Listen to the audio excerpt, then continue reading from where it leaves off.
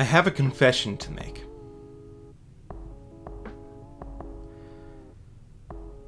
I wholeheartedly, unironically enjoy dubstep music.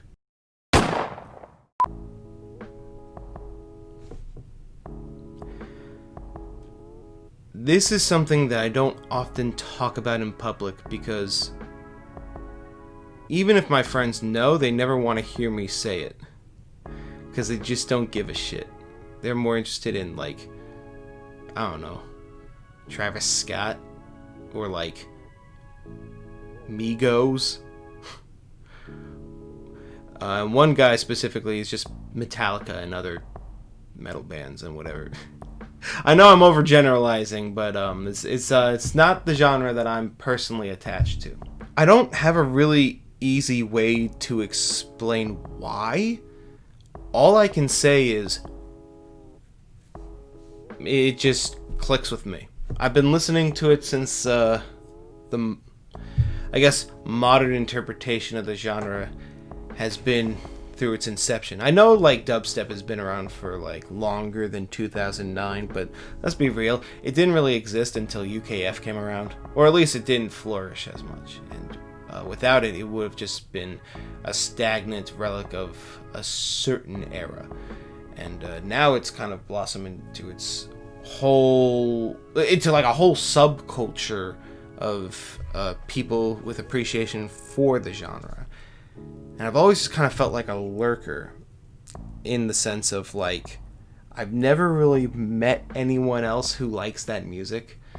The only interaction I could have is just watching the stuff people say about it online and how much it bangs or how much it sucks or whatever. I can confidently say that I've been listening to the genre since at least 2011. And seeing it grow and adapt and go through all these different ways of experimentation has been honestly very fascinating to me. If I had to pick a favorite era, and I will completely admit this is based off pure nostalgia, it would have to be like 2012. That was just like the perfect year for it. Although I can't lie, there have been many years in which just like godlike tracks have graced this godforsaken earth. Tracks like Noughts and Crosses by Axl Boy or Step 1 by Lax. Like, those are some top tier quality shit right there. But I can also understand that the genre is just not for everyone. And it's so easy to write off as just not good. Because let me tell you something. Those assholes who use the drops for their Minecraft Let's Play intro, like high graphically fidelity intros or whatever. Yeah, just hearing the drop and nothing else, especially when you're not in the mood for it, it's obnoxious as fuck. Like, that's not a contention for me, at least. But it's also like, it's cutting the song completely out of context and using it in a completely different manner. And I feel like some, if not most, look at that and go, oh, that's a genre? Sounds like shit. Well, no, not really. I couldn't tell you how many times I've heard the same thing over and over again. Oh, it just sounds like robots having sex!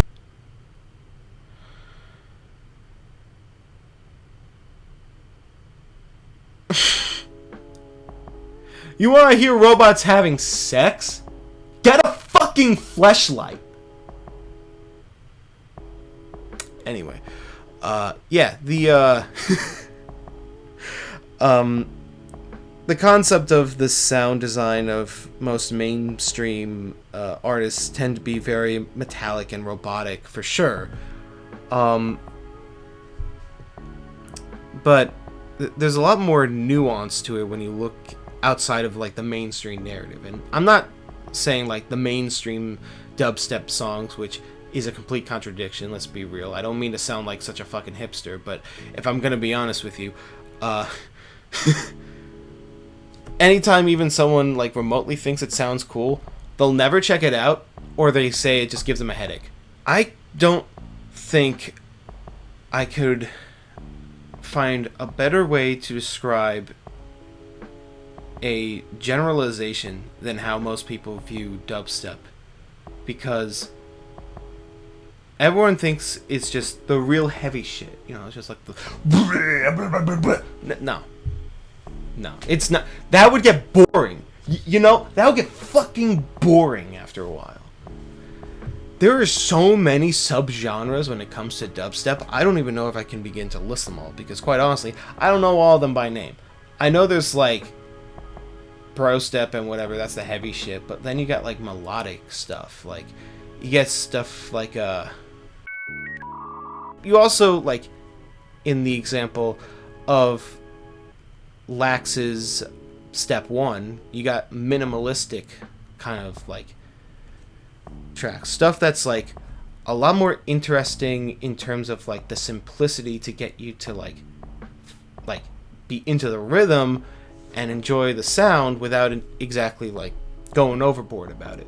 And then there's just like the concept of the synth waves and the bass lines and like all the different crazy shit you can do. Like, we were very fortunate to live in like a time in which basically any conceivable sound wave that you could think of can exist, and we can make them like happen. Like, it's a thing we can do.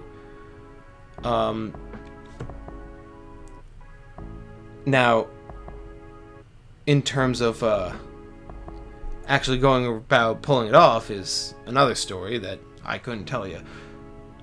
But it's possible, theoretically. And that leads to a lot of wild sound designs that I find very interesting when explored appropriately. And then you got, like, rhythm. The most shit-taking, mind-numbing genre of dubstep I think I've ever heard. I'm not saying there isn't good rhythm. I am saying that it's outweighed by the underwhelming. Rhythm is that kind of dubstep where you are forced not to think really hard about. And it's boring as fuck. It is so fucking boring, dude. I don't know why people like. Okay, I know why people like it. It's just to like headbang as frivolously as possible. But it's like, if you're gonna waste like a possible broken vertebrae, you might as well go all out on like the hardest shit you could think. I'm talking like that X-Core remix of that Mode Step song. You know the fucking one I'm talking about. The Another Day. Yes, that's what it's called. Like, that shit is worth breaking your fucking skull over. Not like, wait, what? That's boring, dude! These people nowadays are just spoiled off of, like, the kind of crap they could just leisurely consume. Back in, like, the early 2010s, we didn't have streaming as readily available, so, like, music wasn't coming out as often, or at least not from my perspective. So if I wanted to hear a song, it had to be like of top tier quality, worthy of being like not pumped out as much. Sure, you rarely got people making albums out of this stuff. Nowadays, it's a lot more commonplace. Not extremely common in relation to other genres, but you know, if Flux Pavilion could do it,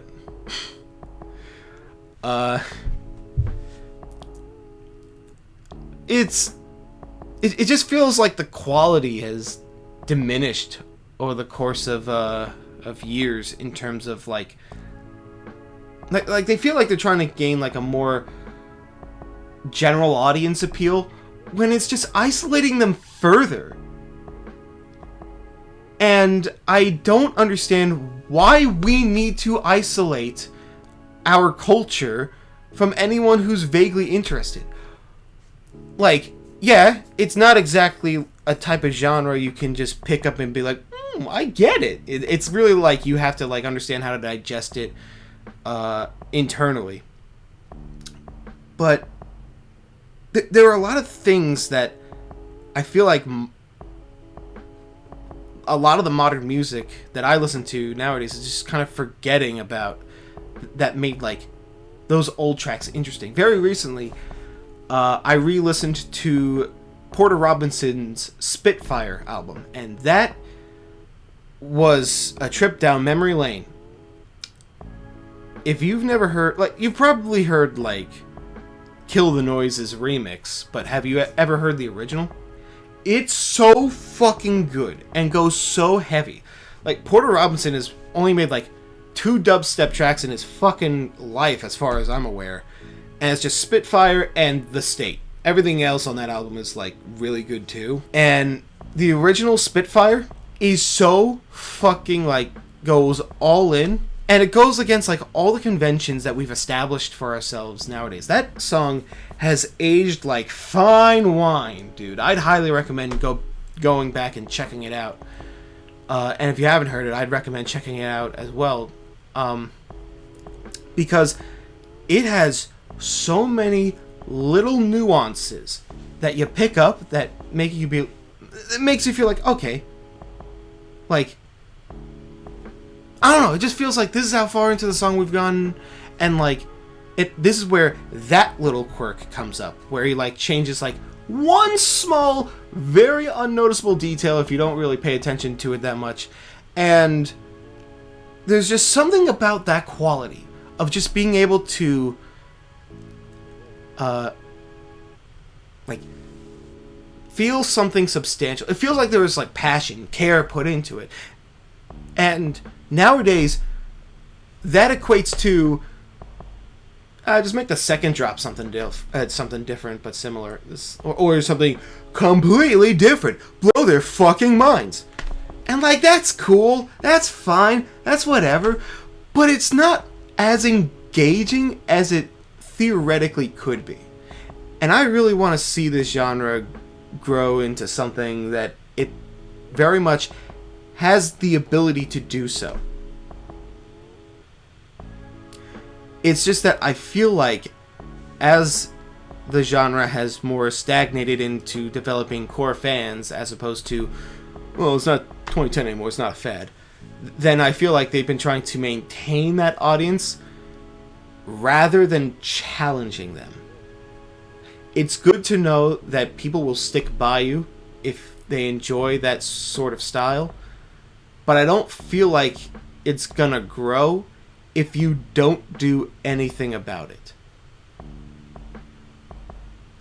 I really want to see the genre of dubstep go beyond what it's currently stagnated to. And while the music that's coming out nowadays isn't necessarily bad, I do kind of get the feeling that we're missing out on some potentially interesting sound design and some very challenging yet interesting and thought-provoking ways of making music. It doesn't have to be as simple as build up, drop, send off. And then you could just iterate within that. Because there have been so many songs in the past that just break that preconceived notion and have proven that this is a genre that can do whatever the hell it wants. And I'm personally excited to see how farther this can be pushed. An easy example of just like breaking conventions in general, More Kesmic. That kid, holy shit, he's so fucking young. They're so fucking young. I apologize. I'm so confused. Some people say they, other people say he. I'm just gonna keep it safe and say they. If I say he by accident, I apologize. Whatever.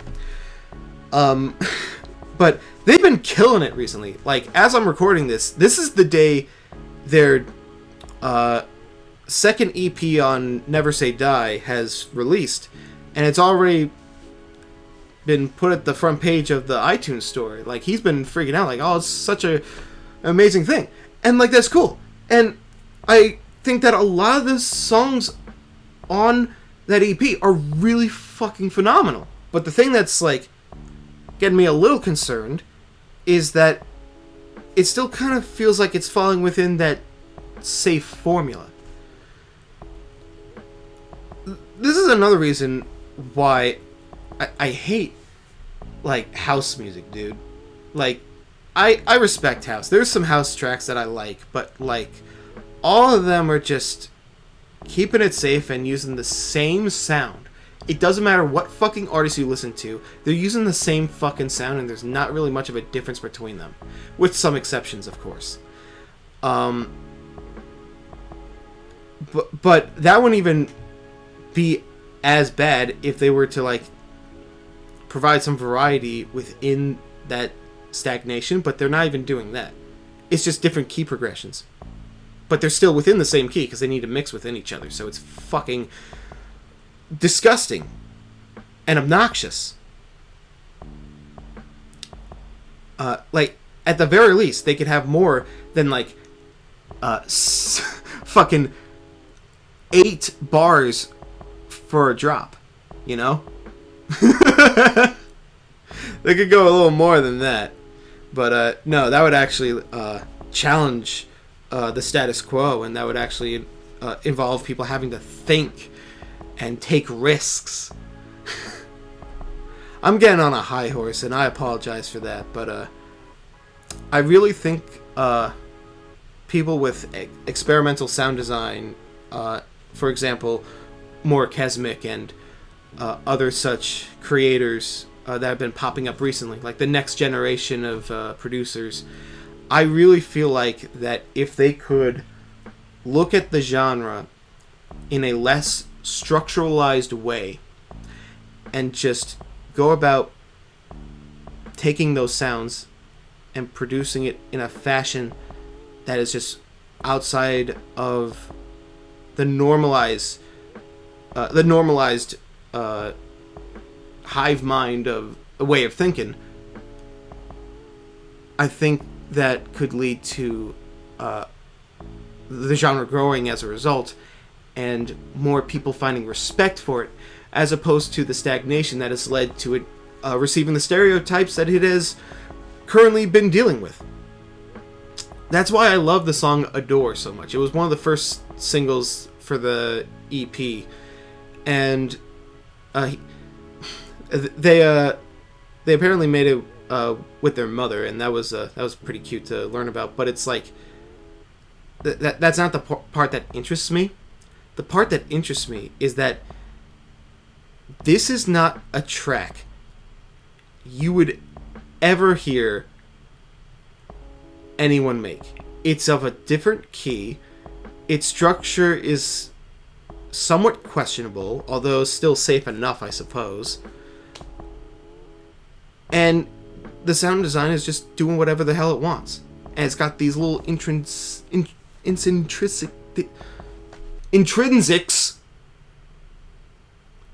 that make it stand out from the rest of the crowd.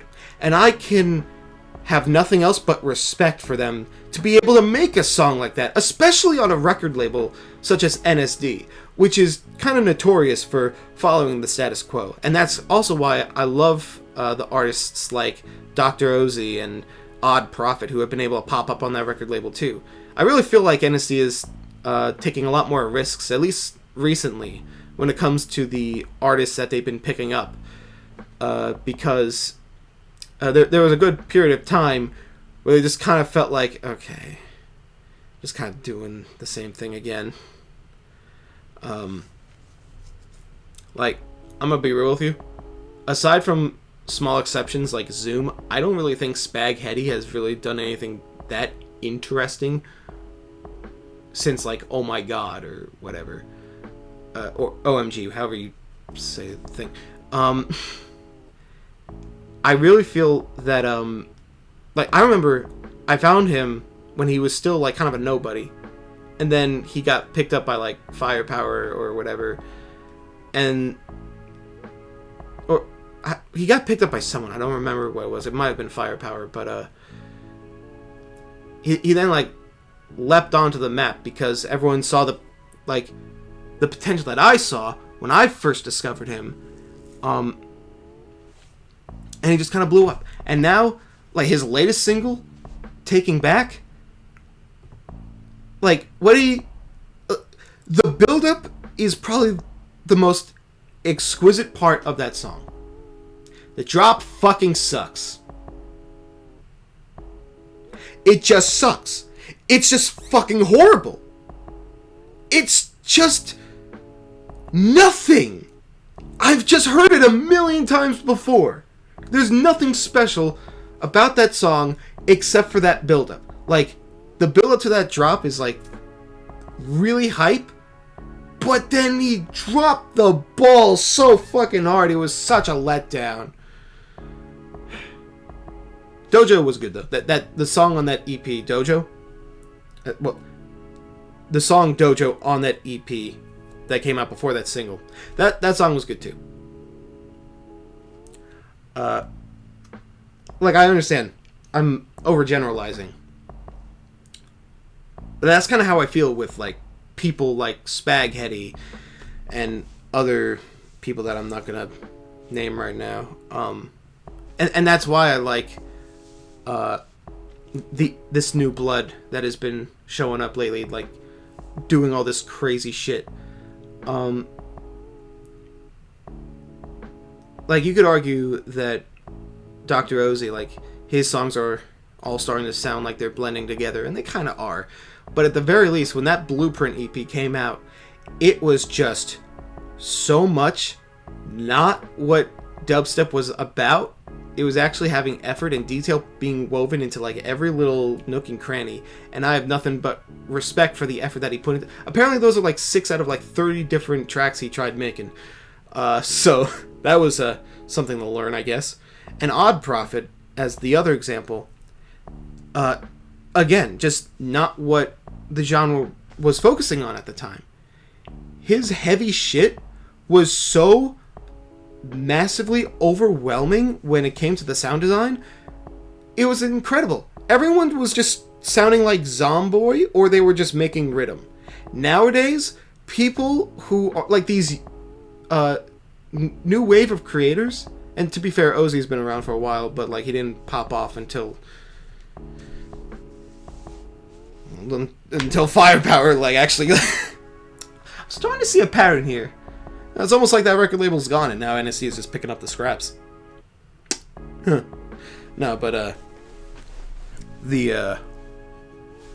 it's really this next generation of producers that are making these new ways of thinking about dubstep that's going to be a lot more interesting going forward. And while I am disappointed as to the direction that the genre has taken, I am more excited than ever to see where it goes from here. Everyone's talking about like making tracks that are like 2010, 2009 style, that like feel nostalgic for that sound design, but like while there is a charm to that, and I do really like some tracks from that era, it's not exactly what I'm looking for, and I feel like that the nostalgia for it is misplaced. It's not necessarily that the sound design was more interesting, or like, I guess you could say it was like more amateurish because like not many people had as much access to like the equipment that they have now because of the genre's boost in popularity, and the more readily available equipment we have to make such a thing.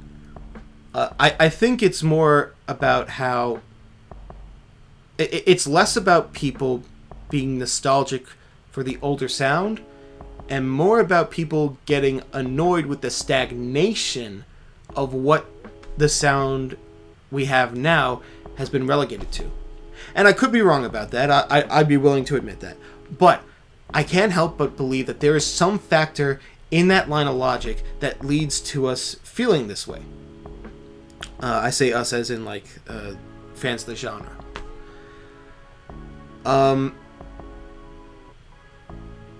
I would love to go in more about certain artists, tracks, or albums, or whatever in the future. But for now, that is my thoughts on the genre of dubstep. Now, I understand that it's very easy for people to be like, oh, well, genre fucking sucks though, right? I'm just like, yeah, if you don't like it, I'm not going to make you like it or whatever. It's just like, I don't know. I don't have a particular problem with any genre. Like, if a song is good, I can listen to it. Okay? If it's a bad song, that I don't blame the genre.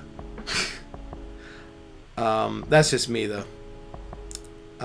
Like, I'm not in a position where I can start claiming that other unpopular genres are like shit. Like, oh, country sucks, pop sucks, and okay, I will stand by that. Pop sucks. Most pop, not all, most. But I'm just not in a position where I can just confidently say like, oh, this genre has like no value at all, sucks, because like,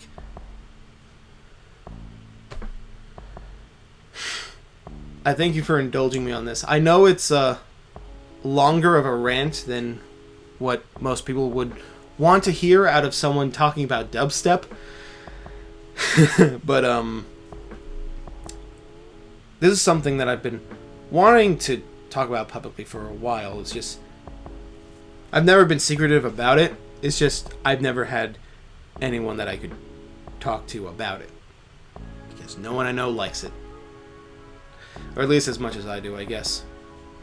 I've listened to so much of it, I can call myself a connoisseur, I suppose. Just call me the cringy Anthony Fantano, I guess. I don't fucking know. So that's it for this. Thank you for watching. This is probably going to be the last video I make for a while, because I want to focus all of my attention on the upcoming 2 big projects that I have in mind. I've been teasing them for a long time, but I really want to focus on getting them done, or at least one of them done, before I tackle doing anything else. So, by the time you're watching this, I'm probably going to be off of YouTube for a while. Hopefully it won't be too long, but I can say that the production of the Nuzlocke finale is coming near to a close. And with that, I'll bid you farewell. Stay safe, and god damn it, wear a fucking mask. I've been walking for like twice a week for weeks, and I think like 99% of the people in my neighborhood wear a mask. I don't care about my health. I care about my family stuff. I don't want to affect them. Like, my parents are fucking old. My sister has asthma. I don't want to deal with that.